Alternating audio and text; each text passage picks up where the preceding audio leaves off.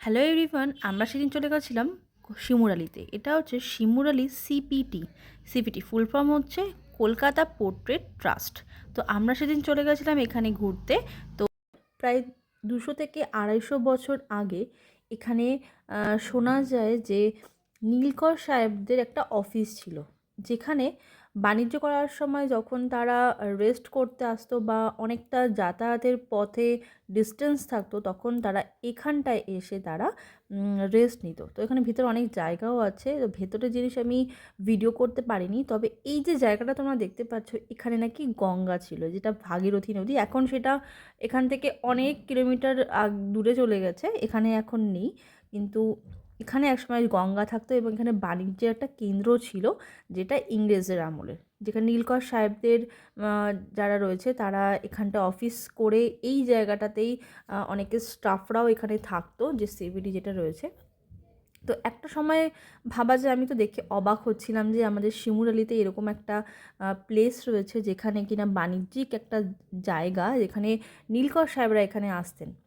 তো নীলকর সাহেবদের ব্যাপারে আমাদের কিছু বলার নেই, কেননা যারা নীল চাষিদের জন্য কতটুকুনি তারা করেছেন, বা তাদের নীল চাষ না করলে তাদের উপরে কীরকম নির্মম অত্যাচার পর্যন্ত করা হয়েছে, সেটাও কিন্তু আমরা জানি, আমরা ইতিহাস ঘেঁটে জেনেছি সেগুলোকে। তো এই যে জায়গাটা আমি একটু মানে সিঁড়ির নিচ অব্দি দেখছিলাম, যাচ্ছিলাম, একটু দেখে নিচ্ছিলাম চারিপাশের পরিবেশটা, যে এখন এখানে চাষাবাদ হয়। তো 200-250 বছর আগে এখানে জায়গাটা একদমই অন্যরকমই ছিল। তো এখন সেটা বদলে এই জায়গায় হয়েছে। তো এরকম হিস্টোরিক্যাল প্লেসে ঘুরতে না আমার বেশ ভালো লাগে। আমার খুব ইন্টারেস্ট আছে এইসব জায়গাগুলোর উপরে। তো সেদিন আমার হাজব্যান্ড এখানে নিয়ে গেছিলেন আমাদেরকে। তো আমি একটু ঘুরেই নিচ্ছিলাম এই চারিপাশটা। তো এই যে জায়গাটা বিভিন্ন আমরা জানি যে নীলকর যে নীল চাষ না করলে চাষিদের উপর কীরকম নির্মম অত্যাচার হতো। শোনা গেছে যে এখানে নাকি আহ, যেসব চাষিরা নীল চাষ করতো না, তাদেরকে নাকি এখানে নিয়ে এসে তাদেরকে পানিশ করা হতো, যে তারা যে করছে না, বা এখানে নাকি ফাঁসি দেওয়ার মতো এরকম কিছু হতো। তো সেই জায়গাটা এখন বিলুপ্ত হয়ে গেছে, সেই জায়গাটা এখন নেই। কিন্তু লোকমুখে প্রচারিত আছে যে এখানে মানে তাদের তাদের উপরে অত্যাচার করা হতো এবং তাদেরকে নাকি ফাঁসিও দেওয়া হতো। আরও এটার অনেক হিস্ট্রি রয়েছে, যেগুলো এখন প্রায় লুপ্তপ্রায়, ওগুলো এখন দেখা যায় না, বা মানে শোনা কথা দেখা যায় না। তো আমার বেশ ভালো লেগেছে জায়গাটা ঘুরে। বেশ অনেকটা এরিয়া জুড়ে এটা রয়েছে। এটাকে সংরক্ষণ করার জন্য চারিপাশ থেকে এখন পাঁচিল দিয়ে দিচ্ছে। আমরা যখন গেছিলাম তখন পাঁচিলের কাজই চলছিল। তো সেই পাঁচিলের কাজের জন্য ওখানে কিছু বিএসএফ আর্মির লোকজনরা ওখানে ছিলেন। আর এমনি মোটামুটি অনেকেই এই সব জায়গাতে আসেন ঘুরতে, এই হিস্টোরিক্যাল প্লেসগুলোতে। পাঁচিল তো ছিল, কিন্তু একটা পাশ পুরোটা ফাঁকা ছিল, তো সেই সব জায়গাতেও কিন্তু মানে পাঁচিল করে দিচ্ছে। তো এখানে একটা একটা গাছ মানে গাছ দেখেছি, গাছটা অনেক মোটা, আর এখানে অনেক পুরনো পুরনো গাছ রয়েছে। আগের যে গাছটা ছিল ওটা নাকি কাঠগোলাপ, ওই গাছটার নাম। এই যে মোটা যে গাছটা দেখতে পাচ্ছ, এটার যে ফুলটা হয় সেটাকে নাকি কাঠগোলাপ বলে।